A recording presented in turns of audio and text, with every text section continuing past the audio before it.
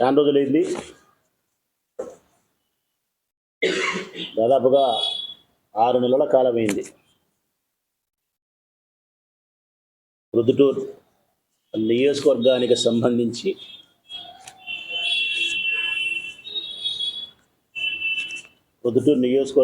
సంబంధించినటువంటి అభివృద్ధి కార్యక్రమాలపైన కానీ, వాటిపైన మేము చేయాల్సిన విమర్శలు కానీ, స్థానిక ఎమ్మెల్యే గారి పైన మాటామంతి కానీ ఏమి చేయక, కారణం కనీసం వాళ్ళకు 6 నెలల సమయం ఇవ్వాలి కదనేది నా ఉద్దేశం. వాళ్ళు మంచి చేయాలన్నా వాళ్ళకి ఆ మాత్రం సమయం కావాలి కదా. కొన్ని పనులకైతే 6 నెలలు కూడా అవసరం లేదు. సరే, ఏదేమైనప్పటికీ పెద్ద ఆయన కదా, 85 సంవత్సరాల వయసులో ఉండే, పెద్దరికంలో ఉండే మనిషి. కొంచెం అటు ఇటు ఆయన ప్రవర్తించినా కానీ ఆయన మాటలతో మేము ఇబ్బంది పెట్టి, బాధ పెట్టి, రెచ్చగొట్టినట్టు మాట్లాడడం కూడా వద్దులేని కూడా అనుకునే నేను. ఏదో సమస్య వరకు మాత్రమే చెప్పి వదిలేద్దాంలే, కనీసం ఈ వయసులో కొంచెం ఆయన పట్ల పెద్దరిక గౌరవంతోనే పోదాంలే అనుకున్నా. అయితే ఇది ఆయన కూడా తెలుసుకొని ఆయన పట్ల నేను చూపుతూ ఉండే గౌరవాన్ని, ఇచ్చే గౌరవాన్ని స్వీకరించి దానికి తగ్గట్టే ఆయన కూడా రాజకీయపరమైనటువంటి ప్రకటనలు చేయడం మంచిదనేది నా ఉద్దేశం. దీన్ని కూడా రకరకాలుగా దుష్ప్రచారం చేసే పరిస్థితులకు వచ్చినారు. వరదరాజిరెడ్డి మాతో, లేకుంటే నేను వరదరాజిరెడ్డితోనో రాజీ పడినారు, మాట్లాడుకున్నారు. ఏముంటుంది రాజీ పడడానికి? ఆయన మధ్య నా మధ్య ఫ్యాక్షన్ గొడవలు ఉన్నాయా? లేవు. ఏదో ఆయనే 2009లోనో 10లోనో నన్ను చంపించే ప్రయత్నం చేసినాడు. అది తప్పితే ఏముంది? ఏమీ లేదు. ఆ తర్వాత మర్చిపోయినాం దాన్ని కూడా. ఆ తర్వాత అది సమీచిపోయినాయి, మర్చిపోయినాం. ఏముంటాయి నాకు ఆయనకు గొడవలు, రాజకీయపరమైన విభేదాలు తప్ప. ఆయన తెలుగుదేశం పార్టీకి ప్రాతినిధ్యం, నేను వైఎస్ఆర్ కాంగ్రెస్ పార్టీకి ప్రాతినిధ్యం. రాజకీయపరమైన కోణంలో వారు తప్పులు చేస్తే తప్పనిసరిగా విమర్శిస్తాం, తప్పనిసరిగా ప్రజల పక్షాన గొంతు ఇప్పుతాం. ఆయన వాళ్ళ పార్టీ నుంచి చేసే మంచి పనులు ఏమన్నా ఉంటే ఓ 10 పైసలు చేస్తే రూపాయి చెప్పుకునేట్టు ప్రచారం చేసుకుంటాడు. రాజకీయాల్లో కామనే. దాన్ని మేము విమర్శించాల్సి వచ్చినప్పుడు తప్పనిసరిగా విమర్శిస్తాం. అంతే తప్ప సిద్ధాంతపరమైనటువంటి విభేదాలు కలిగినటువంటి రాచమల్లుకు వరదతో జీవిత పర్యంతరం రాజకీయ పోరాటమే, అందులో ఎక్కడ అనుమానం లేదు. జీవిత పర్యంతరం రాజకీయ పోరాటమే ఆయనతో. నేను ఆయన కూడా అదే పరిస్థితి. ఇక నిన్నటి దినం ఆయన మాట్లాడినాడు. ఎందుకు నేను ఈ మాట, దీనికంటే ముందు ఎందుకు ఇదంతా చెప్పినానంటే, ప్రజలకు మెల్లగా మొదలు పెట్టినారు. ఏవి రాచమల్లు పైన ఎటువంటి విచారణ చేపట్టలేదే, ఏవి మతలబు అంటే మొదలు. ఈ మొదలు ఎక్కడికి పోతుంది అంటే కన్నా నేను చెప్పిన కాడికి పోతుంది. నా బావమర్ది బంగారెడ్డి 10 సార్లు అడిగినాడు ఇప్పటికి. మేము ఏదైనా తప్పు చేసింటే, ఎన్నికలకు ముందు మా మీద మీరు చేసినారు కదా, భూములు కబ్జా చేసినామని, మటకా ఆడిపించినామని, క్రికెట్ ఆడిపించినామని, లేకుంటే గుట్కా అమ్మించినామని, ఎర్రచందనం అమ్మినామని, ఇసుక అమ్మినామని, దొంగ నోట్లు ముద్రించినామని, హత్యలు చేసినామని, సబ్ రిజిస్టర్ ఆఫీసులో ఆస్తులు మార్చినామని, ఒక వ్యభిచార గృహాలు తప్ప అని చెప్పినారు నా మీద. నా బావమర్ది చాలాసార్లు అడిగినాడు. ఇప్పటికి 6 నెలల కాలం అయింది. మేము నిజంగా ఏదన్నా తప్పు చేసింటే, భూములు ఆక్రమించుంటేనో, సబ్ రిజిస్టర్ ఆఫీసులో ఆస్తులు మార్చుకుంటేనో, లేకుంటే ఏదైనా మోసాలు చేసింటేనో, ఏదో ఒక్కరినన్నా మీ దగ్గరికి పిలిపించుకొని మీ పక్కన కూర్చోపెట్టుకొని అతనితో మాట్లాడించి పోలీస్ స్టేషన్ తీసుకుపోయి కంప్లైంట్ ఇచ్చి, లేకుంటే ముఖ్యమంత్రి గారు చెప్పి మా మీద నేర విచారణ చేయమని చెప్పి కోరొచ్చు కదా అని చెప్పి బంగారెడ్డి చాలాసార్లు కోరినాడు. బంగారెడ్డి కోరిన మాట నా మాటేది. వైఎస్ఆర్ కాంగ్రెస్ పార్టీ ప్రొద్దుటూరు నియోజకవర్గం వారి మాటేది. మేము ఇప్పుడు కూడా అడుగుతూ ఉన్నాం. 2019 నుంచి 24 వరకు మేము అధికారంలో ప్రభుత్వంలో ఉండేటప్పుడు ఈ నియోజకవర్గానికి సంబంధించిన అభివృద్ధి చేసినామని చెప్పి మేము చెప్తున్నాం గొప్పగా. మేము అభివృద్ధి చేయలేదు, అన్యాయం చేసినాము, అవినీతి చేసినామని మీరు అంటున్నారు. ఇప్పుడు ప్రభుత్వం మారింది, మీ చేతిలో ప్రభుత్వం ఉంది. తప్పనిసరిగా మా అవినీతిని కానీ, ఈ ప్రజల కోసం మేము ఏదైనా తప్పు చేసిండే తప్పును కానీ మీరు నేర విచారణ కొనసాగించండి, నిగ్గు తేల్చండి. నేను మిమ్మల్ని అటువైపుగా అడుగులు వేయమని స్వాగతిస్తాను మిమ్మల్ని. ఒకవేళ మీరు 6 నెలలు అయింది, ఇంకా 6 ఏళ్ళైనా మీరేం చేయలేరు. కారణం, నేను ఏ తప్పు చేయలేదు కాబట్టి. నేను మట్కా ఆడిపిలే, గుట్కా అమ్మలే, క్రికెట్ ఆడిపిలే, జూదాలు ఆడిపిలే, ఇసుక అమ్మలే, లేకుంటే దొంగ నోట్లు ప్రింట్ చేయలే, ఎర్రచందనం అమ్మలే, భూములు కబ్జా చేయలే, ఏం చేయలేదు. నేను హానెస్ట్, 100% హానెస్ట్. సరే, అయినా బంగారెడ్డి వైఎస్ఆర్ కాంగ్రెస్ పార్టీ ప్రొద్దుటూరు నియోజకవర్గం వారి మాటగా మా పైన మీరు ఏదైనా గతంలో చేసిన ఫిర్యాదులు, గతంలో చేసిన ప్రకటనలు ఏవైతే ఉన్నాయో వాటికి తగిన విధంగా మీరు విచారణ కొనసాగించమని చెప్పి మిమ్మల్ని కోరుతా ఉన్నా. ఇక డిన్నర్ దినం ఆయన మాట్లాడినాడు. ఆయన ప్రభుత్వం వచ్చిన ఈ 6 నెలల కాలంలో అభివృద్ధి లేక దూసుకుపోతున్నామని, ఉచిత ఇసుక ఇవ్వడం చాలా ఆనందాన్ని కలిగిస్తుందని, సూపర్ 6 పథకాలు సూపర్గా అమలవుతున్నాయని, మైదుకూరు రోడ్డు విస్తరణ, అమ్మవారిశాల రోడ్డు ఆ చివరి నుంచి అటువైపు విస్తరణ, గ్రామీణ ప్రాంతాల్లో రోడ్లు అద్భుతంగా జరుగుతున్నాయని చెప్పినాడు. మంచిదే. వారు చేసిన పనులు ఏమైనా, చేస్తూ ఉండే పనులు ఏమైనా, చేసినా చెయ్యకపోయినా మీ గొప్పలు ఎన్నెన్నా చెప్పుకోండి. పెద్దగా నేను మీ గురించి స్పందించదలుచుకోలేదు కూడా. కారణం ఎందుకంటే ఇంకా 2-3 సంవత్సరాల తర్వాత మీరు చెప్పాలనే చెప్పలేరు చేయకుండా. ప్రజలే మిమ్మల్ని చూసి ఏం చేసినామని గొప్పలు చెప్పుకుంటున్నావయ్యా అని అంటారు కాబట్టి మీరు చెప్పలేరు. అబద్ధాలు చెప్పాలనే మీ నోరు ఆ రోజు కష్టంగానే ఉంటుంది. నేను మీకు ప్రజలకే వదిలేస్తా 2-3 ఏళ్ల వరకు మీరు ఏం చేసినారో ఏం చేస్తారనేది. మధ్యలో మా గురించి మాట్లాడడం వల్ల, మా ప్రభుత్వం పోయింది, మేము ఓడిపోయినాం, మీరు గెలిచినారు, మీ ప్రభుత్వం వచ్చింది, అయినా మళ్ళీ మా గురించి, ఇళ్ల నిర్మాణం గురించి, అవినీతి జరిగిందని, టిట్కో ఇల్లు బ్రహ్మాండంగా కడతానారని, జగన్మోహన్ రెడ్డి అప్పులు చేసి పెట్టిపోయినాడని చంద్రబాబు నాయుడు ఎత్తిన, ఇవన్నీ మా మీద. అటువంటి మాటలకు ఇప్పుడు నేను స్పందించాల్సి వస్తుంది. అయ్యా వరదరాజిరెడ్డి గారు, నిన్న మీరు ప్రవేశపెట్టినటువంటి బడ్జెట్లోనే ఈ రాష్ట్రం యొక్క అప్పులు 6,46,000 కోట్లు చూపించినారు. మీరేమో 10 లక్షలు అంటున్నారు, 10 లక్షల కోట్లు అంటున్నారు. మీరు ప్రవేశపెట్టినటువంటి బడ్జెట్ వారంగాలే 6,46,000 కోట్లు ఈ రాష్ట్రానికి అప్పు ఉందని చూపించినారు. ఈ 6,46,000 కోట్లలో 4 లక్షల కోట్ల రూపాయలు చంద్రబాబు నాయుడు 2019లో ఓడిపోయి పదవీచ్యుతుడైపోయి జగన్మోహన్ రెడ్డి అధికారంలోకి వచ్చిన తొలి రోజు 4 లక్షల కోట్ల అప్పు జగన్ చేతిలో పెట్టి సీఎం కుర్చీని ఇచ్చిపోయినాడు. 4 లక్షల కోట్లు అప్పు ఇచ్చినాడు, సీఎం చైర్ ఇచ్చినాడు జగన్మోహన్ రెడ్డికి చంద్రబాబు నాయుడు. అదే మా జగన్మోహన్ రెడ్డి ఈ 5 సంవత్సరాలు పరిపాలన చేసి మళ్ళీ అదే సీఎం సీటును చంద్రబాబు నాయుడికి ఇచ్చి 6,46,000 కోట్లు అప్పు పెట్టిపోయినాడు. అంటే మేము చేసింది 2,46,000 కోట్లు అప్పు చేసినాం. చంద్రబాబు నాయుడు చేసింది 4 లక్షల కోట్లు అప్పు చేసినాడు. కానీ చెప్పేటప్పుడు మీరు ఏం చెప్తున్నారంటే 14 అంటారు, మళ్ళీ 10కి వచ్చినారు, బడ్జెట్లో 6,46కి వచ్చినారు. చెప్పేటప్పుడు మాత్రం అంతా కలిపి జగన్కే చెప్తారు.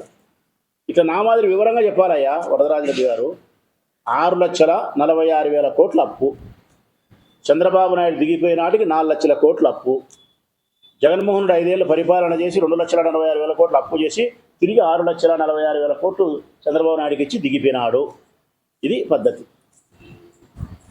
అప్పుడు ఎవరు అప్పులు చేసినట్టయ్యా? కనీసం జగన్మోహన్ రెడ్డి 2,46,000 కోట్లు అప్పు చేసి 2,76,000 కోట్లు ప్రజలకు ఉచితంగా లెక్కించినాడు. తీసుకునే లెక్క తీసుకున్నట్టు ప్రజలకు ఇచ్చినాడు. మరి నువ్వు 4 లక్షల కోట్లు అప్పు చేసి జగన్మోహన్ రెడ్డి గారి మాదిరి ప్రజలకు ఉచితంగా డబ్బులు ఇవ్వలేకపోయినావే. ఎక్కడి పోయింది ఆ డబ్బు? 4 లక్షల కోట్ల అప్పు. జగన్ చేసిన అప్పేమో ప్రజల దగ్గరకు వచ్చింది, చంద్రబాబు నాయుడు చేసిన అప్పేమో ప్రజల దగ్గర రాలే, కాకెత్తకపోయింది. ప్రజలు అడుగుతున్నారు. ఇది నేను అడిగేది కాదయ్యా, ప్రజలు అడుగుతున్నారు. ఇది ఒకటి. మీరు ఎప్పుడైనా పత్రికా సమావేశం నిర్వహించినప్పుడు జగన్మోహన్ రెడ్డి గారు అప్పులు మా మీద పెట్టిపోయినారనే మాట అనద్దు. వివరంగా ఇదే నేను చెప్పినట్టే చెప్పండి. రెండవది ఇళ్ల నిర్మాణం. మొన్న కడపలో జరిగిన మీటింగ్లోనూ మాట్లాడినాడు ఆయన, నిన్న పాత్రికేయుల సమావేశంలోనూ మాట్లాడినాడు. ఇళ్ల నిర్మాణంలో చాలా అవినీతి జరిగిందని,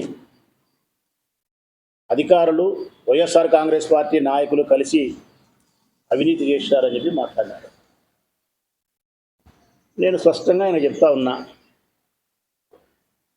ప్రొద్దుటూరు నియోజకవర్గానికి సంబంధించి ఇళ్ల నిర్మాణం విషయంలో ఏదైనా అవినీతి జరిగిందని మీరు భావిస్తే కలెక్టర్ గారికి ఒక లెటర్ ఇచ్చి, లేకుంటే ముఖ్యమంత్రి గారికి ఒక లెటర్ ఇచ్చి విచారణ చేయండి. ఎన్ని ఇండ్లు శాంక్షన్ అయినాయి, ఎంతమందికి ఇళ్ల పట్టాలు ఇచ్చినారు, ఎంతమందికి 1,80,000 చొప్పున ఇళ్ల నిర్మాణం మొదలైంది, 35,000 రూపాయలు లబ్ధిదారుల దగ్గర నుంచి కాంట్రాక్టర్ తీసుకున్నాడా, సచివాలయ సిబ్బంది దగ్గర ఉద్యోగస్తుల ద్వారా కలెక్టర్ ఆదేశాల మేరకు ఉద్యోగస్తులు తీసుకొని ఇళ్ల నిర్మాణాన్ని పూర్తి చేసే కార్యక్రమం చేసినారా, ఇచ్చిన 23,000 మంది ఇళ్ల పట్టాలలో వరదరాజిరెడ్డి గారు కంప్లైంట్ చేసినట్టు అన్ని ఇండ్లు ఇవ్వాల్సిన అవసరం ఏముంది? ప్రొద్దుటూరు అర్బన్ అంతా ఉండేదే 38,000 ఇళ్ళు. ఎప్పటి నుంచో 38,000 ఇళ్ళు ఉంటే 23,000 మందికి ఇళ్ళు అవసరమా అని అడుగుతున్నాడు ఆయన. అది కూడా విచారణ చేయండి. 23,000 మంది నిజమైన లబ్ధిదారుల, దాంట్లో బినామీ పేర్లు ఉన్నాయా, లేకపోతే దాంట్లో వైఎస్ఆర్ కాంగ్రెస్ పార్టీ వాళ్ళు 5-10 పేర్లతో ఇచ్చి మళ్ళీ సొమ్ము చేసుకున్నారా? ఇట్లన్నీ విచారణ చేయాలి కదా. మీ ప్రభుత్వం ఉండి అవినీతి జరిగిందని చెప్పి మీరు నమ్మి, అసలు మీ ప్రత్యర్థులు, రాజకీయ ప్రత్యర్థులు అవినీతి చేశారని చెప్పి నువ్వు నమ్మేటప్పుడు అది నిగ్గు తెరిచి నీ ప్రత్యర్థులను ఇరకాటంలో పెట్టి వారిని డ్యామేజ్ చేసి నువ్వు ప్రయోజనం పొందాల్సినటువంటి స్థితిలో నువ్వు ఉన్నప్పుడు ఎందుకు నువ్వు చేయకుండా ఆలస్యం చేస్తావబ్బా? అందులో నువ్వు చాలా పట్టుదల మనిషివి. మనిషిని నాశనం చేయడంలో చాలా పట్టుదల మనిషి వరదరాజిరెడ్డి గారు. శత్రువును నిర్వీర్యం చేయడంలో చాలా అక్కసోడు. కానీ మొదలుపెట్టు. మరి ఎందుకు విచారణ చేయకుండా ఉండవు? ఊరికి బట్ట కాల్చి ముఖానేస్తే ఎట్లా? అధికారుల పైన, మా పైన.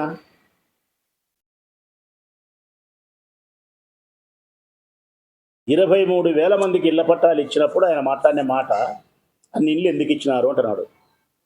38,000 అర్బన్లో ఉండేది అంటున్నాడు. అర్బన్ అల్లే, ప్రొద్దుటూరులో అన్నాడు. ప్రొద్దుటూరు నియోజకవర్గం అంతా ఉండే ఇల్లు పెద్ద ఆయన 90,000 ఇళ్ళు ఉన్నాయి. ఆయన 38,000 అన్నాడు. తప్పు. 90,000 ఇళ్ళు ఉన్నాయి. ప్రొద్దుటూరు అర్బన్ వరకు వస్తే 41 వార్డుకు వస్తే కనుక 50,000 ఇళ్ళు ఉన్నాయి. ఒక్కొక్క వార్డుకు 1,200, 1,400 ఇళ్ళు ఉన్నాయి. ఆ చొప్పున 41 వార్డు కలిపి 50,000 ఇళ్ళు ఉన్నాయి. ఈ ఇచ్చిన 23,000 అర్బన్ ఒకటే కాదు పెద్ద ఆయన.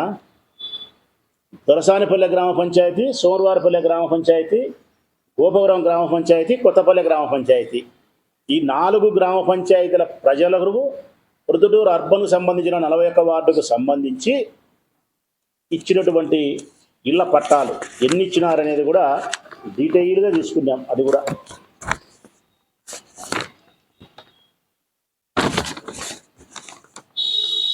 $13,478 ఇచ్చినారన్నా. శాంక్షన్ అయినదేమో 16,167. 16,167. అప్రూవల్ అయినది 13,478.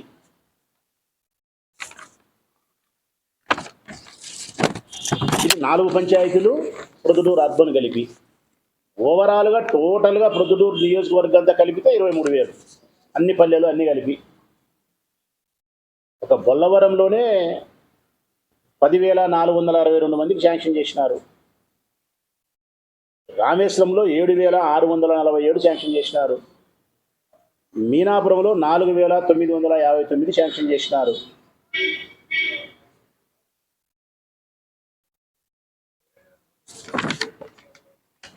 ఇప్పటి వరకు మేము పూర్తి చేసిన ఇల్లు పూర్తి చేసినవి 797 ఇల్లు పూర్తి చేసినాం.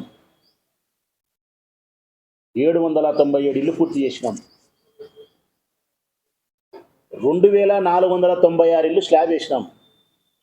2,496 ఇల్లు స్లాబ్ వేసినాం. రూప్ లెవెల్లోకి 2,176 ఇల్లు తీసుకొచ్చినాం.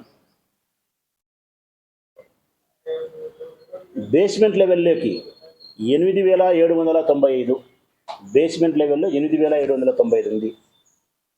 ఇంకా మొదలు పెట్టనేటే 2,480 మొదలు పెట్టనేటి.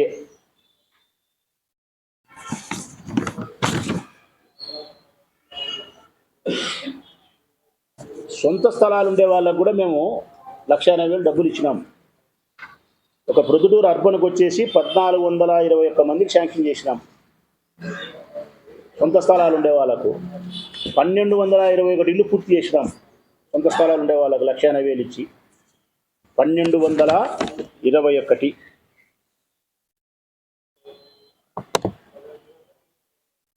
రాజుపాలెంలో సొంత స్థలం ఉండే వాళ్ళకు 289 మందికి ఇచ్చి పూర్తి చేసినాం. 289. ప్రొద్దుటూరు రూరల్కు 969 ఇల్లు పూర్తి చేసినాం సొంత స్థలాలు ఉండే వాళ్ళకు. నేను సొంత స్థలాలు ఉండేటి చెప్పినా 3 లేఅవుట్లు బొల్లవరము, మీనాపురము, రామేశ్వరం వేసినట్టు ఎన్ని ఇచ్చినే చెప్పినాం. అర్బన్లో ఎన్ని ఇళ్ళు ఉండే చెప్తా ఉన్నా. టోటల్గా ఆయన చెప్పిన ప్రకారం ఇది ఇచ్చినది అర్బన్ ఒకటే కాదు, అర్బను 4 పంచాయతీలు కలిపి అని చెప్తా ఉన్నా. ఒకవేళ దీంట్లో ఎవరికైనా ఎక్కువ తక్కువ మేము మోసం చేసి ఇచ్చినాం అనుకుంటే మీరు విచారణ చేసి చెప్తానా. ఒక్కటి మటుకు దీంట్లో నిజాయితీగా మాట్లాడుకుంటే ఈ ఇళ్ల పట్టాలు ఇచ్చిన దానిలలో ఒక 2,000 3,000 అర్హత లేని వాళ్ళు ఉంటారు. ఎట్లా తెలుసునా, ఇది బాగా వినాలా ప్రజలు. చట్ట ప్రకారం అర్హత ఉంది వాళ్ళకు, ధర్మం ప్రకారం అర్హత లేదు. దాన్ని నేనైతే ఏమీ చేయలేను. ఎందుకంటే రాష్ట్ర ప్రభుత్వమైన ప్రభుత్వ అధికారులు కలెక్టర్ అయినా కూడా చట్ట ప్రకారం పోవాల్సిన వాడే. కోర్టులో జడ్జి గారు సాక్షుల ప్రకారమే తీర్పునిస్తారు. సాక్షుల ప్రకారమే, మనస్సాక్షి ప్రకారం ఇచ్చేదానికి లేదు. అట్లనే ప్రభుత్వం లబ్ధిదారుని ఎంపిక చేసే విధానంలో కూడా వారిచ్చిన గైడ్లైన్స్ ప్రకారము అర్హతకు ఏమైతే నియమ నిబంధనలు ఉన్నాయో అవి వర్తిస్తే ఇవ్వాలి. ధర్మ ప్రకారం ఉండవు కొన్ని. అంటే ఎట్లాంటి అంటే ఉదాహరణకు ఒక తల్లి ఒక చెల్లి ఎవరో ఉంటారు.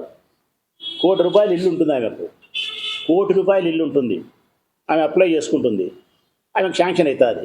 ఎందుకు శాంక్షన్ అవుతుంది అంటే కదా ఆ ఇల్లు ఆమె పేరుతో లేదు, కొడుకు పేరుతో ఉంది. కొడుకు బెంగళూరులో సాఫ్ట్వేర్ ఇంజనీర్, కొడుకు పేరుతో ఉంటుంది. రేషన్ కార్డు వచ్చేసి ఈమెకు ఈమె భర్తకు ఒకటి, కొడుకుకు కోడలకు ఒకటి. సో ఈమెకి ఇల్లు వస్తుందే రాదా? చట్ట ప్రకారం వస్తుంది, ధర్మ ప్రకారం రాకూడదు. ఆయమ్మ ఏం మాట్లాడుతుంది? చట్ట ప్రకారం నాకు నా కొడుకు సపరేట్ విరా, నా కొడుకు నాకు భూమి పెట్టాడు, నాకు రేషన్ కార్డు ఉంది, నాకు సపరేట్, వాని సంసారం సపరేట్, నాకు అంటుంది. ఇవాళ ఇగురుదా? ఈ తెలిసినప్పటికీ కూడా చట్ట ప్రకారం ఇచ్చి తీరాల్సిందే. కాబట్టి ఆనాటి కలెక్టర్ అయినా, జాయింట్ కలెక్టర్ అయినా, గౌతమి మేడం అయినా, నేనైనా, ఎవరైనా కానీ ఏమీ చేయగలిగింది లేదు. ఒకవేళ ఇప్పుడు నీ ప్రభుత్వం వచ్చింది, నువ్వు ధర్మ ప్రకారం పోతాననుకుంటే, నీకు ధైర్యం ఉంటే 23,000 విచారణ చేసి దాంట్లో నీ ధర్మ ప్రకారం ఎవరు తీసేసావో తీసేసి చూస్తాం. తీసేసి ఇంటికాడ నువ్వు సక్రమంగా నిద్రపోగలుగుతావా? ఏదైనా ఇలా పేర్లు తీసేసి నువ్వు ఇంటికాడ నిద్రపోగలుగుతావా? నన్ను జరవని చరవాళ్ళు. ఇది కాకుండా ఏదైనా మోసం ఉందేమో విచారణ చేయి. ఇక 35,000 లెక్కించినారు. 1,80,000 ఇంటికి సరిపోదు కాబట్టి మరొక 35,000 అదనంగా అవుతుంది. కాబట్టి రాష్ట్ర ప్రభుత్వం ఆదేశాల మేరకే, జిల్లా కలెక్టర్ గారి ఆదేశాల మేరకే, మున్సిపల్ కమిషనర్ గారు సచివాలయ సిబ్బందికి ఆదేశాలు ఇచ్చి లబ్ధిదారుల దగ్గర నుంచి 35,000 రూపాయలు తీసుకొని ఆ 1,80,000 రూపాయలతో ఇల్లు పూర్తి చేసే కార్యక్రమం చుట్టినారు. కొంతమంది ఇచ్చినారు, కొంతమంది ఇవ్వలే. కొంతమంది ప్రజలు కాంట్రాక్టర్ను మోసం చేసినారు. అంటే ఇల్లు బేస్ మట్టానికి వచ్చినప్పుడు ఒక బిల్లు, రూట్ లెవెల్కి వచ్చినప్పుడు ఒక బిల్లు, స్లాబ్ వేస్తే ఒక బిల్లు పడుతుంది. ఆ పడిన లెక్క లబ్ధిదారుని అకౌంట్లో పడుతుంది, ఆడవాళ్ళ అకౌంట్లోనే పడుతుంది. అట్లా అకౌంట్లో పడిన తర్వాత కాంట్రాక్టర్కి డబ్బులు ఇవ్వకుండా ఉండే మహిళలు ఉన్నారు. 35,000 రూపాయలు డబ్బు తీసుకొని కాంట్రాక్టర్లు సక్రమంగా ఇల్లు కట్టకుండా ఆలస్యం చేసిన కాంట్రాక్టర్లు ఉన్నారు. కొంతమంది కాంట్రాక్టర్లు ఏమో లబ్ధిదారునికి అసౌకర్యము, ఇబ్బంది, మోసం చేసినారు. కొంతమంది ప్రజలేమో కాంట్రాక్టర్కు లెక్క ఎగరగొట్టినారు. ఇవన్నీ నీ ప్రభుత్వం వచ్చింది కాబట్టి, మా ప్రభుత్వం లేదు కాబట్టి, మా ప్రభుత్వం ఉంటే మేమే చేస్తాం. నీ ప్రభుత్వం వచ్చింది కాబట్టి మున్సిపల్ ఆఫీసులో కూర్చొని అందరినీ పిలిపించుకొని ప్రజలకు రావాల్సిన డబ్బు ప్రజలకు, ఇల్లు, కాంట్రాక్టర్ రావాల్సిన డబ్బు కాంట్రాక్టర్కు, ఎవరికి ఏం చేయాలో అది చేసి పూర్తి చేయమని చెప్పి కొడతాం. ఇబ్బందే లేదు. అవినీతి ఆడాలంటే విచారణ చేయమని కొడతా ఉన్నాం. ఇంకా టిట్కో ఇల్లు అని పెద్ద ఆయన రోజు చెప్తానంటాడు. పెద్దగా సూపర్గా చెప్తున్నాడు. 2014-19 నాటికి మీ చంద్రబాబు నాయుడు ముఖ్యమంత్రి ఉండే సందర్భంలో ఈ ప్రొద్దుటూరు నియోజకవర్గంలో ఇల్లు కావాలని దరఖాస్తులు పెట్టుకుంటే 4,150 మీరు సెలెక్ట్ చేసినారు. అర్బన్ 4,150 టిట్కో ఇల్లు, 1 సెంటు మీరు ఇచ్చినది కూడా అపార్ట్మెంట్ పద్ధతి. పోనీ మీరు పూర్తి చేసినారా? ఒక్క ఇల్లు పూర్తి చేయలే. 2014 నుంచి 19 వరకు టిట్కో ఇల్లు అపార్ట్మెంట్ పద్ధతిలో నిర్మాణాన్ని మొదలుపెట్టి ఒక ఇల్లును కూడా పూర్తి చేసి గృహప్రవేశం ఒక అమ్మతో అయినా ఒక చెల్లెలతో అయినా మీరు చేయించినారా? చేయించలే. మీకు ఇల్లు ఆ టిట్కో ఇల్లు కూడా నేను రికార్డెడ్గా నేను తీసుకున్నా. 4,150 మొదలుపెట్టింది 1920. అన్నీ బేస్మెంటల్ లెవెల్లోనే ఉన్నాయి. మీకు డబ్బులు కట్టినది 25,000, 50,000 చొప్పున ఆడవాళ్ళు డబ్బులు కట్టినారు చూడు, 908 మంది. ఇల్లు పూర్తి చేయకపోతే ఆ 908 మంది మా లెక్క మాకు ఎన్నికమ్మని చెప్పి మీ ప్రభుత్వంలో దరఖాస్తు పెట్టుకుంటే మీరు పట్టించుకోకపోతే 5 ఏళ్ళు గడిచిన తర్వాత నా ప్రభుత్వంలో వాళ్ళకు 1,08,00,000 రూపాయలు నేను రిటర్న్ తెప్పించిన డబ్బులు నేను ఇప్పించిన వాళ్ళకు 1,08,00,000 రూపాయలు మీ ప్రభుత్వంలో తీసుకునే డబ్బు మా ప్రభుత్వంలో ఇప్పించిన లబ్ధిదారులకు. మున్సిపల్ ఆఫీసులోనే అందరికీ ఆడవాళ్ళని పిలిచి చెప్పులు పంచినాం. మీకు కూడా మతికి ఉంటుంది. ఈ 908 మందికి మళ్ళీ ఈ 3 లేఅవుట్లలో స్థలాలు ఇచ్చినాం. బొల్లవరము, రామేశ్వరం, మీనాపురం లేఅవుట్లలోనే వీళ్ళకి మళ్ళీ 1.25 సెంటు అడ్డ రోడ్డుతో కలిపి వీళ్ళకి ఇళ్ల పట్టా ఇచ్చినాం. అంటే మీ ప్రభుత్వంలో 2014 నుంచి 19 వరకు టిట్కో ఇళ్ల ద్వారా ఒక ఇల్లు పూర్తి చేయలే, ఒక గృహప్రవేశం జరగలే. ఇచ్చిన డబ్బును కూడా మీరు తిరిగి ఇవ్వకపోతే మా ప్రభుత్వంలో తిరిగి 1,08,00,000 డబ్బులు ఇచ్చినాం. మీ ప్రభుత్వంలో శాంక్షన్ చేయలేకపోయిన వాళ్ళ 908 మందికి కూడా మా ప్రభుత్వంలో ఈ 3 లేఅవుట్లలో ఇచ్చినాం. 23,000 మందికి ఇళ్ల పట్టాలు ఇచ్చి ఆస్తి మీద హక్కు కల్పించినాం, అధికారాన్ని కల్పించినాం. 797 ఇళ్ళు పూర్తి చేయగలిగినాం.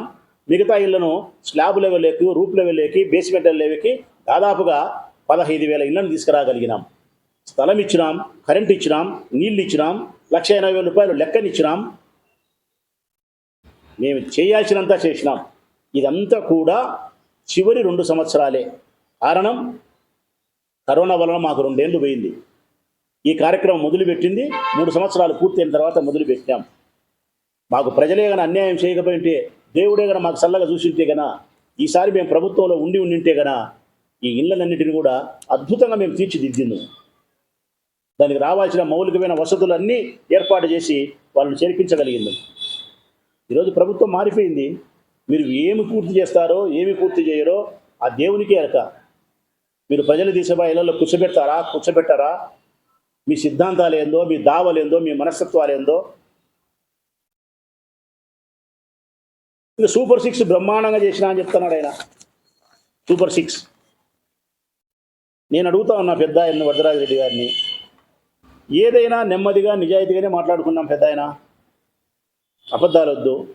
ఏం చేసినారు సూపర్ 6లో? మీరు నేను ఏదన్నా అడిగితే దాని సమాధానం సక్రమంగా కరెక్ట్గా చెప్పండి.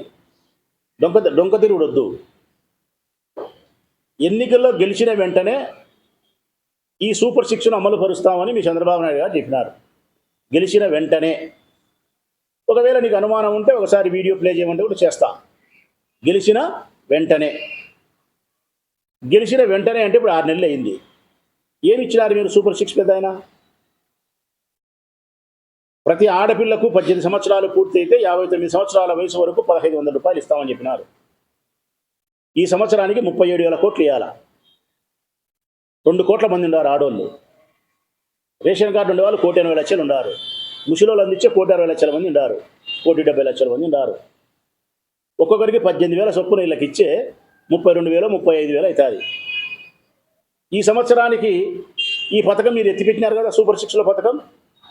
అప్పటికి ఈ సంవత్సరానికి 30,000 35,000 కోట్ల రూపాయలు ప్రజలకు మీరు అన్యాయం చేసినట్టా కాదా? అమ్మఒడి ఎంతమందికి ఉంటే అంతమందికి ఇస్తామని చెప్పినారు. సూపర్ సిక్స్లో భాగమే, మేనిఫెస్టోలో భాగమే. పోనీ అందరికీ ఇలా ఒక్కరికన్నా ఇచ్చినారా జగన్మోహన్ రెడ్డి ఇచ్చినట్టు? ఈ సంవత్సరం ఒకరికి కూడా ఎత్తిపెట్టినారు.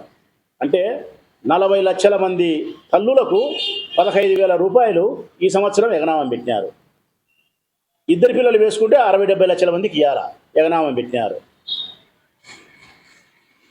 రైతులకు ఇవ్వాలా పంట సహాయాన్ని 20,000 రూపాయలు ఇస్తామని చెప్పినారు. సూపర్ సిక్స్లో భాగమే. ఈ సంవత్సరం ఇచ్చినారా? ఎత్తిపెట్టినారు. 50 సంవత్సరాలకు పెన్షన్ ఇస్తామని చెప్పినారు. మొత్తం రాష్ట్రంలో ఎవరెవరు ఉండారో 50 ఏళ్ళ కానీ. ఇప్పుడు ఈరోజు ఊర్లోకి పోండి పెద్ద ఆయన, యా వార్డు లేకపోయినా, యా పల్లె లేకపోయినా 50 సంవత్సరాలు నిండిన వాళ్ళు ఎగదున్నారు ఆకాశం దిక్కు. మీ తెలుగుదేశం పార్టీ లీడర్ల దగ్గర తిరుగుతున్నారు. 50 ఏళ్ళ పెన్షన్ ఎప్పుడు ఇచ్చారున్నా, నాకు 50 ఏళ్ళు వచ్చినా, ఇదిగో నా ఆధార్ కార్డు చూడని చెప్పి తిరుగుతున్నారు. అది ఇకపోయి 50 ఏళ్ళకు. నిరుద్యోగ భృతి 3,000 రూపాయలు ఇస్తామని చెప్పినారు. వెనకమ్మడే ఉద్యోగం ఇప్పించేంత వరకు ఇస్తాం 3,000 అని చెప్పి అదరగొట్టినారు. ఏడ చూసినా కానీ 3,000 ఇచ్చినారా? 3 పైసాలు ఇలా, 3 దమ్డీలు ఇలా, 3 రాగినా పైసలు ఇలా. 20 లక్షల ఉద్యోగాలు ఇస్తామన్నారు. సంవత్సరానికి కనీసం అంటే 5 లక్షల ఉద్యోగాలు. ఇప్పుడు 6 నెలలు అయింది. ఒక 3 లక్షల ఉద్యోగాలన్నా ఇచ్చిండారా? ఒక 3 అన్న ఉద్యోగాలు ఇచ్చినారా? మీ సూపర్ సిక్స్లో భాగం. బీసీ సప్లాన్ అని చెప్పినారు. 300 కోట్లు, 3,000 కోట్లు ఉందే? Fee reimbursement ఇవ్వలేకుండారు. ఆరోగ్యశ్రీ పథకాన్ని సక్రమంగా నడపలేకుండారు.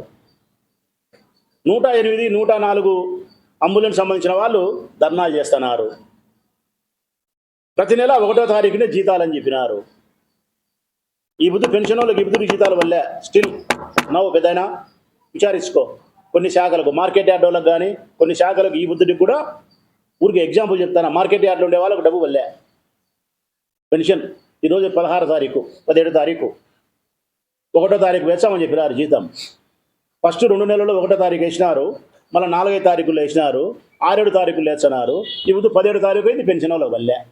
అంటే జగన్మోహన్ రెడ్డి 4 సంవత్సరాల తర్వాత లాస్ట్ చివరి సంవత్సరం మాత్రమే 9వ తారీఖు జీతాలు వేచే అల్లరి చేసినారు. మీరు 6 నెలలకే 5వ తారీఖు వచ్చింది. ఇంకా 5 ఏళ్ళు గడిచేదానికి ఏ తారీఖు వచ్చాదో. పెన్షన్ వాళ్ళకు 17వ తారీఖు వచ్చింది. 5 ఏళ్ళు గడిచేదానికి ఏడికి వచ్చిందంగా. మరి ఇవన్నీ మీకు గుర్తులేవా? సూపర్ సిక్స్లో భాగమే, మేనిఫెస్టోలో భాగమే, ఎన్నికల ప్రచారంలో భాగమే. విద్యుత్ బిల్లులు పెంచము. ఏమైంది పెద్ద ఆయన? ఏమైంది పెద్ద ఆయన? యూనిట్కి 3-4 రూపాయలు పెంచినారు. నువ్వు ట్రూ ఆఫ్ ఛార్జీలను ఇంకొకటే చెప్పు, ఏమన్నా కథలు చెప్పులే, ఏదన్నా చెప్పు. మీ ప్రభుత్వంలో కరెంటు బిల్లులు పెంచబడినాయి. మేము పెంచము, తగ్గిస్తాము, నాణ్యత కలిగినట్టు కరెంటు ఇస్తాము అని చెప్పినారు. మరి ఇది 6 నెలలకే పెంచినారే. నిత్యావసర వస్తువుల ధరలను నియంత్రిస్తాను అని చెప్పినాడు మీ చంద్రబాబు నాయుడు. టమాటా పళ్ళు 100 రూపాయలు, ధనియాలు పెరిగినాయి, ఉప్పు పెరిగింది, పప్పు పెరిగింది, ఒట్టిమిరపకాయలు పెరిగినాయి, అన్నీ పెరిగినాయి. చూపించినాం కదా మొన్న. మరి దీనికి ఏం సమాధానం చెప్పగలుగుతారు మీరు? ధరలను నియంత్రించలేకపోయినారు, విద్యుత్ బిల్లులను పెంచగలిగినారు, సూపర్ సిక్స్ను అమలు చేయలేకపోయినారు. బస్సు పెడతామన్నారు, 6 నెలలు అయింది, బస్సు లేదు. ఇంక మీరు చేసేది ఏం తెలుసునా? సామాజిక పెన్షను. ఇది సిగ్గుపోతుంది. తెలుగుదేశం పార్టీ నాయకులారా సిగ్గుపోతుంది. సామాజిక పెన్షను ఇది ఎవడు ఆ సీట్లో కూర్చున్నా చేయగలిగినది. ఇది రొటీన్. ఇది చంద్రబాబు నాయుడు లేకుంటే ఇంకొకడు జగన్మోహన్ రెడ్డి లేదు, ఎవరన్నా అధికారంలోకి వచ్చి తప్పనిసరిగా ప్రతి నెల చేయాల్సింది ఏంది? ఉద్యోగస్తుల జీతాలు, పెన్షన్ జీతాలు, సామాజిక పెన్షన్ ఇవ్వాల్సిందే. ఇది ప్రత్యేకం కాదు, గొప్ప కాదు. ఇది మామూలు అయిపోయింది అనమాటంగా. దాన్ని గొప్పగా చెప్పుకోవాల్సిన అవసరం లేదు. అంటే తెల్లవారితే మనం నిత్యము తెల్లవారి లేస్తానే కాలకృత్యాలు ఏ విధంగా తీర్చుకుంటామో 1వ తారీఖు 2వ తారీఖు వచ్చని పెన్షన్ ఇవ్వాల్సిన పరిస్థితి కూడా ఆ పద్ధతే. ఇది ఒకటి గొప్ప చెప్పుకుంటున్నారు. రెండోది మీరు చెప్పేది గ్యాస్ చెప్తున్నారు. సంవత్సరానికి 3 అని చెప్పినారు. ఈ సంవత్సరానికి 1 ఇచ్చినారు. ఎందుకు ఈ సంవత్సరానికి 1 ఇచ్చినారు?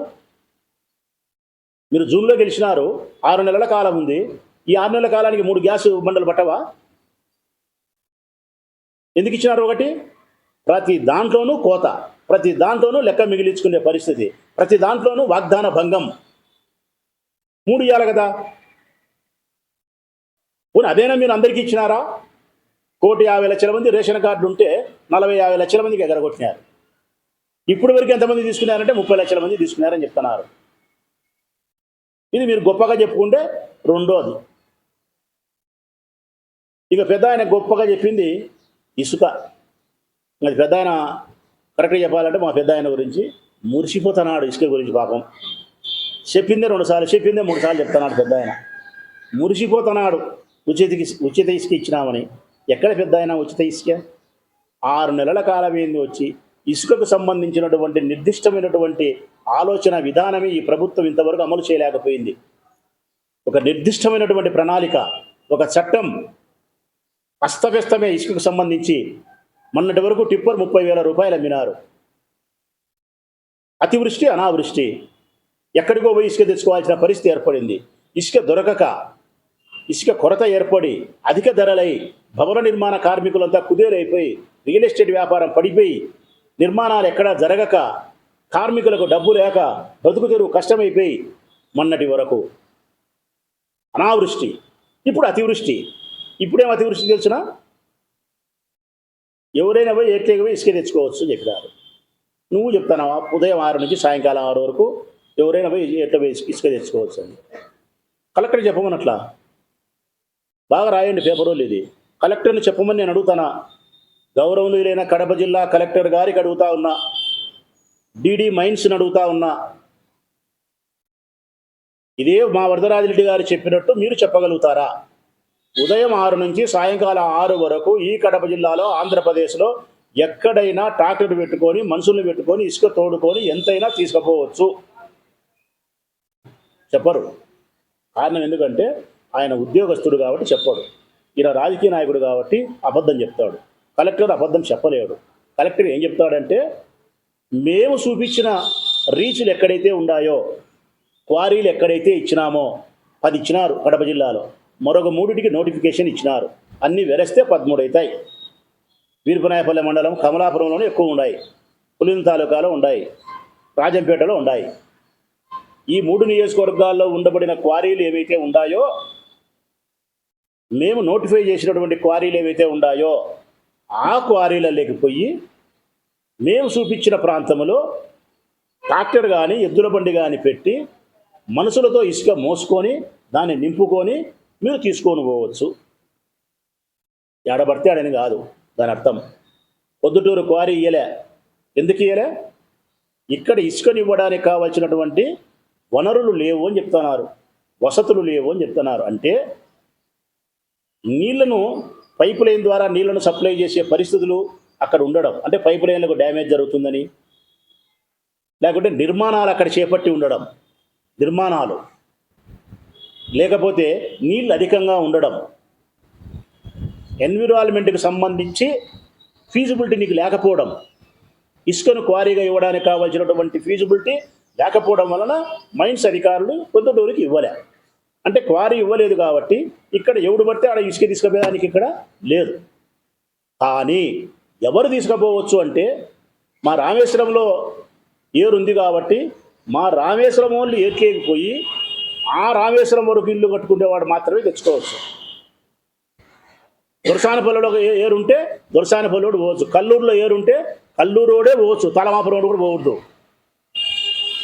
ఏ ఊర్లో ఏరు ఉంటుందో ఆ ఊరోడు మాత్రమే పోవాలి. దొరసానపల్లెకు, రామేశ్వరానికి, రామాపురానికి చాగలబా రోడ్ వచ్చి, పొద్దుటూరు రోడ్ వచ్చి, ఎంగలాపల్లి వాళ్ళు వచ్చి, కల్లూరు వాళ్ళు వచ్చి ఎవరు పడితే వాళ్ళు వందల వేల ట్రాక్టర్లను ఇసుక తీసుకుపోయేదానికి చట్టం అనుమతి లేదు. మరి కానీ ప్రొద్దుటూరులో ఏం జరుగుతుంది? అతివృష్టి అని చెప్పిన, మొన్న అనావృష్టి, ఈరోజు అతివృష్టి. వాళ్ళ ఇష్టం. వందల వేల ట్రాక్టర్లతో ఇసుకను దోపిడీ చేసి పక్క రాష్ట్రాలకు తెలుగుదేశం పార్టీ నాయకులు అమ్ముకుంటా అంటే చూస్తా కళ్ళు మూసుకొని ఉండారు అధికారులు. ఎందుకు నియంత్రించరు? మీరు నియంత్రించకపోవడం వలన తెలుగుదేశం పార్టీకి సంబంధించిన వారి ఇసుక విచ్చలవిడిగా వేల ట్రాక్టర్లు తోలుకునే దానికి సహకరించడం వలన రేపొద్దున ఈ ప్రొద్దుటూరు నియోజకవర్గంలో ఏరు మాయమవుతుంది. ఇసుక కాదు మాయమేది, ఏరు మాయమవుతుంది. భూగర్భ జలాలు అడగంటిపోతాయి. ఎందుకు అడగంటిపోతాయి అంటే కదా, 1 మీటర్ వరకు ఇసుకను తీసుకోగలిగితే, 1 మీటరు నీళ్ళకి సమస్య లేదు. 1 మీటరుకు మించి లోతుకు ఇసుకను తీసుకుంటా పోతే, 2 మీటర్లు 3 మీటర్లు తీసుకుంటా పోతే నీళ్లు చాలా కిందికి పోతాయి, నీళ్లు లభ్యం కావు, అడుగంటిపోతాయి అంటారు. రేపొద్దున ఈ ప్రొద్దుటూరు పట్టణానికి నీళ్ల సమస్య ఏర్పడితే దానికి కారణం విచ్చలవిడిగా అక్రమంగా చట్టవిరుద్ధంగా ఇసుకను రవాణా చేయడం వలనే. దీనికి సమాధానం బాధ్యత ఎవరు వహిస్తారు? వరదరాజిరెడ్డి గారు, కలెక్టర్ గారు సమాధానం చెప్పమనండి. తోలుకోవచ్చు ఆడానని చెప్పి కలెక్టర్ గారు చెప్తే మేము నమ్ముతాం ఇది చట్టం అని చెప్తే. అందుకే చెప్తాను కదా, ఆనాడు అతివృష్టి అనావృష్టి, ఈనాడు అతివృష్టి. చట్ట ప్రకారం చేయడంలే. ఎటొచ్చి తెలుగుదేశం పార్టీ వాళ్లకు సొమ్ము కావాలా, లెక్క చేసుకోవాలా. ఆయన చెప్పినట్టు ఇసుకను పాడావుగా చేసుకోవాలన్నాడు కదా, పాడావుగా చేసుకోవాలా. ఇది ఇసుక వ్యవహారం. నువ్వు చెప్పుకునే 3వ ఇసుక ఉచితం అని చెప్పేది ఇది. ఆ గ్యాసు, సామాజిక పెన్షను, ఇసుక. పెన్షన్ ఏమో ఎవరైనా ఇస్తారు, గ్యాస్ ఏమో 3 ఇవ్వాల్సింటే 1 ఇచ్చినారు, 50 లక్షల మందికి ఎగరగొట్టినారు. 3వదేమో ఇసుకేమో అతివృష్టి అనావృష్టి. చట్టం 1 చెప్తాంది, మీరు 1 చేస్తున్నారు. మొన్నటి వరకు ఇసుక కొరత, ఈ ఉద్యమం విచ్చలవిడి. ఇంకా సూపర్ 6లో మిగతాయని చెప్పినట్టు ఏంటి కూడా అమలు కాలే. అభివృద్ధి, నేను తీసుకొచ్చిన పనులకు సంబంధించి పెద్ద ఆయన ఏం చెప్పినాడు, జగన్మోహన్ రెడ్డి గారు శిలాఫలకం వేసినారు, ఏమీ జరగాలి అని చెప్పినాడు. రామేశ్వరం ఏట్లో బ్రిడ్జి కడుతున్నారు, 20 కోట్ల పని జరిగింది, ఏమీ జరగలేదా? రామేశ్వరంలో ఉండే ఏట్లో అటువైపు పోవడానికి ఒక ఫ్లైఓవర్ బ్రిడ్జి కావాలని గుర్తించలేదు రాచమల్లు. ముఖ్యమంత్రి గారిని ఒప్పించి శాంక్షన్ చేయించింది రాచమల్లు, నిధులు మంజూరు చేసినది రాచమల్లు, 20 కోట్ల పని చేసింది రాచమల్లు. తక్కినంగా 24 కోట్లు 25 కోట్లు ఉంది. పెద్ద ఆయన పూర్తి చేయమన్నాడు ఆ పని. తెలుగుదేశం ప్రభుత్వంలో వరదరాజిరెడ్డి గారు పూర్తి చేసి ఒక పత్రికా సమావేశాన్ని నిర్వహించి గత ఎమ్మెల్యే ఎక్స్-ఎమ్మెల్యే మొదలుపెట్టిన కార్యక్రమాన్ని 20 కోట్ల వరకు పూర్తి చేసినాడు. తక్కిన 25-30 కోట్ల పనిని నా ప్రభుత్వంలో నేను పూర్తి చేసినానని చెప్పి ప్రజలకు సగౌరవంగా సవినయంగా చెప్పమనండి. సంతోషం. బస్టాండ్ నేను పూర్తి చేసిన, మీ ప్రభుత్వంలో కాదు, మీరు ఓపెన్ చేసుకుంటారు. ఇంజనీరింగ్ కాలేజీకి 65 కోట్లు తెచ్చిన, 20 కోట్లు 30 కోట్లు పని చేయించిన, ఇలా 30 కోట్లు ఎంతో పని చేయాలి, 35 కోట్లు చెప్పి మార్కెట్కు 50 కోట్లు 45 కోట్లే పని జరగాల్సినది, ఒక 15-20 కోట్లు పని చేసినారు. 20 కోట్లు మిగతా 25 కోట్లు పెద్ద ఆయన పూర్తి చేసి అదే మాట చెప్పమనండి. గత ఎమ్మెల్యే మార్కెట్ తీసుకొచ్చినాడు, కాలేజీ తెచ్చినాడు, బ్రిడ్జి తెచ్చినాడు, వీటికి సగం పనులు ఆయన చేసినాడు, తక్కిన సగం పనులు మా ప్రభుత్వంలో నేను పూర్తి చేసినా అని చెప్పి లక్షణంగా చెప్పండి. నేను చెప్పినా కదా అంతకుముందు అమృత్ పథకానికి సంబంధించి 150 కోట్ల రూపాయలతో ప్రజలకు నీళ్ళు ఇచ్చేదానికోసం గత ప్రభుత్వంలో శాంక్షన్ అయినప్పటికీ మీరు 9% పనిచేసి వదిలేసి వెళ్ళిపోతే తక్కిన 91% నేను పూర్తి చేసినా అని చెప్పినా. మీ ప్రభుత్వంలో central government, state government, Proddatur municipal ఖజానా 3 కలిసి పెట్టే డబ్బుతో అయ్యే పనిని మీరు అటకెక్కిస్తే అటక మీద నుంచి దింపి నేను చేసిన. ఇప్పుడు నేను ఈ పనులు అటకెక్కిలే, ఆన్గోయింగ్ పనులు జరుగుతూ ఉన్నాయి. పనులు జరుగుతూ ఉండే ఈ పనులను పూర్తి చేయండి. ఇప్పుడు 6 నెలల కాలమైంది. బ్రిడ్జి పని ప్రారంభం కాలే, మార్కెట్ పని ప్రారంభం కాలే, వైఎస్ఆర్ ఇంజనీరింగ్ కాలేజ్ పని కాలే. ఇంకా పైప్ లైను, కాలువల ఆధునీకరణ దాదాపుగా 260 నుంచి 300 కోట్ల రూపాయలు జీఎస్టీ అన్నీ కలిపితే. ఈ 2 పనులు 25% జరగలేదని చెప్పి జీవో ఇచ్చినారు నిలబెడుతూ. 25% కంటే మించి పనులు జరగకుండా ఉండే పనులు ఏంటైనా ఆపండి అని చెప్పి ఒక జనరల్ జీవో ఇచ్చినారు. వాటి మీద మళ్ళీ లోకల్ ఎమ్మెల్యే గారికి ఇంట్రెస్ట్ ఉంటే కనుక పోయి ముఖ్యమంత్రి గారిని కలిసి రిక్వెస్ట్ చేసుకొని తీసుకొచ్చుకోవాలనుకుంటే ఆయన సామర్థ్యం. నేను ఆయన సామర్థ్యాన్ని ఉపయోగించి తీసుకురమ్మని కోరుతా ఉన్నా, ఆ పనులు పూర్తి చేయమని కోరుతా ఉన్నా. ఒకవేళ కాలువల ఆధునీకరణ నీకు ఇష్టం లేదు, అండర్ గ్రౌండ్ డ్రైనేజ్ చేస్తా అని చెప్పినావు కాబట్టి ముఖ్యమంత్రితో మాట్లాడి మా ఫండ్స్ను ఆ విధంగా డైవర్ట్ చేసి తక్కిన రిమైనింగ్గా 100 కోట్లు కావాల్సింటే పెట్టి అండర్ గ్రౌండ్ డ్రైనేజ్ అవసరం అనుకుంటే తీసుకురా. నువ్వు ఏమి అభివృద్ధి చేసినా నిజాయితీగా మాట్లాడితే పెద్ద అయినా నేను ప్రెస్ మీట్ కూడా పెట్టను. ఇప్పుడు 6 నెలలు ఏంది ప్రెస్ మీటే పెట్టలే నేను నీ మీద. నువ్వు నిజాయితీగా మాట్లాడితే జగన్మోహన్ రెడ్డి అప్పులు చేయలే, చంద్రబాబు నాయుడు 4 లక్షల కోట్లు అప్పు చేసినాడు, జగన్ 2,46,000 కోట్లు అప్పు చేసినాడు అని చెప్పినావు అనుకో, నేను ప్రెస్ మీట్ లేదు. సూపర్ 6 ఈ అమలు చేసినాం, ఈ అమలు చేయలేదనే అనుకో, ప్రెస్ మీట్ లేదు. ఇళ్ళ మీద అవినీతి ఏం జరగాలి, ఆలస్యం జరిగింది అనే అనుకో, నేను ప్రెస్ మీట్ పెట్టను. నీ రాజకీయ ప్రయోజనం కోసం మార్చి చెప్పే ప్రయత్నం నువ్వు చేస్తే తప్పనిసరిగా ప్రజలకు సత్యం తెలియాలి. కాబట్టి నేను నీకు చెప్పాల్సిన బాధ్యత నాకుంది. ఇది నిన్నటి పెద్ద ఆయన గౌరవనీయులు వరదరాజిరెడ్డి గారి యొక్క పత్రికా ప్రకటనకు సూపర్ 6 ఏది అమలు జరగలేదు చెప్పినే ఇళ్ళ దాని మీద విచారణ కొనసాగించుకోమని చెప్తా ఉన్నా. చేతనైతే చట్టం అనుకూలం ఉంది కాబట్టి మేము ఇచ్చినాం 4-5 వేల మందికి ఎక్కువకే. నువ్వు ధర్మమే పాటించి నువ్వు రద్దు చేయాలనుకుంటే రద్దు చెయ్యి. వాళ్ళ వైపు నుంచి ఏ విధంగా వ్యతిరేకత ఉంటుందో గమనించమని కూడా నేను కోరుతా ఉన్నా. అభివృద్ధి కార్యక్రమాలు మీరు ఏం చేసినా కూడా నేను స్వాగతిస్తాను.